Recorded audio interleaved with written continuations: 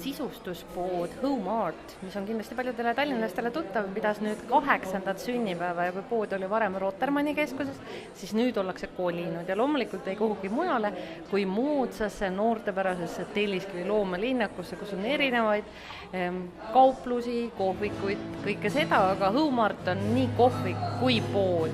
Ja Home Arti perenaine Kairit, et mis see Home Art siis on, et on ta siis pood või on ta kohvik või on ta elustiili kauplus? See on selline küsimus, mida meilt iga päev praktiliselt küsitakse, et kliendid, kes esimest korda külastavad, astuvad uksest sisse, seisavad 5 minutit, siis küsivad, kas teil on siin kohvik või on teil siin pood? Siis me küsime alati vastu, aga mis teie arvate? Et tegelikult ongi, et ta ongi üks täiendab teist ja ütleme, et meie põhitegevus siiski on ikkagi kodusisustuse müük.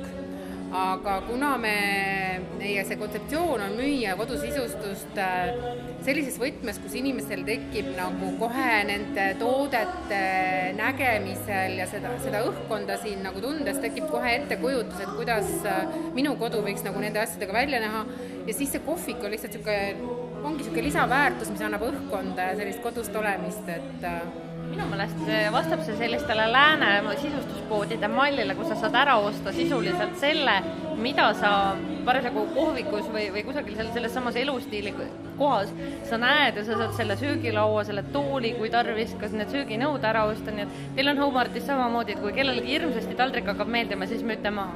Jah, on küll, täpselt nii ongi.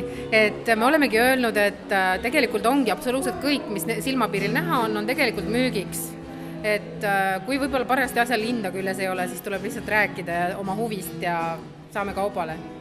No kui mööbel on näiteks reeglina ikkagi suhteliselt kallis, ütleme, kui ei ole eripakkumised, siis teil on päris mõistlikud hinnad, et söögilaud 4 tooli 200 € ei ole tegelikult ju komplekti eest kõige kallim hind, et paljudes pealinna mööblikauplustes on see hind vähemalt, ütleme, kirjutatakse seal mõnes kohas isegi lausa 8 või 9 ees, et kuidas teie oma hinnad sellised mõistlikud hoiate?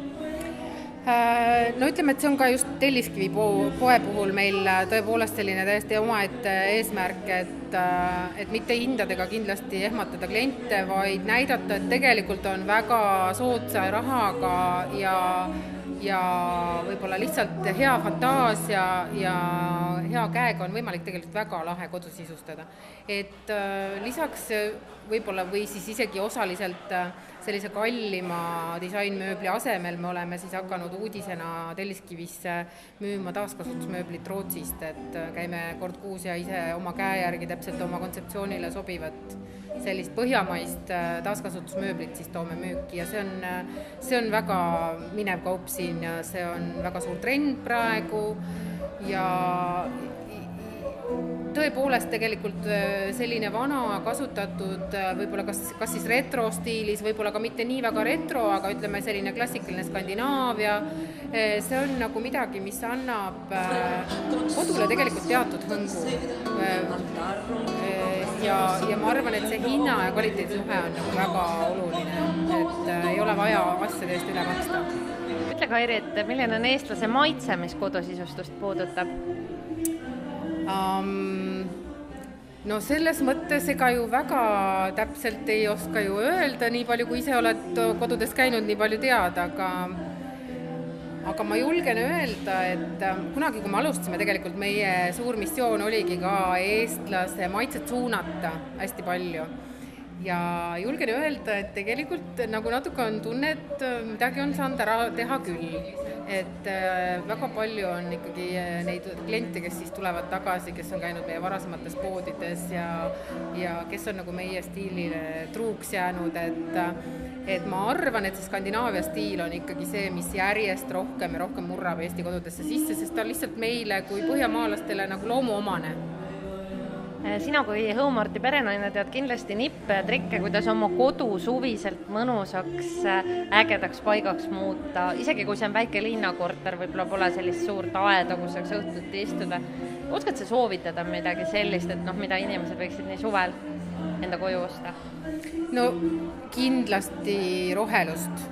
et seda enam, kui seda nagu enda aia näol olemas ei ole, siis kindlasti igasuguseid müüakse väga palju praegu ka meie juurest on võimalik osta, eks ole, väikseid näiteks ürdipotte, mõni lavendel, mingid sellised taimed, mis on valmis olema ka toas, mitte ainult õues, soojal suvel.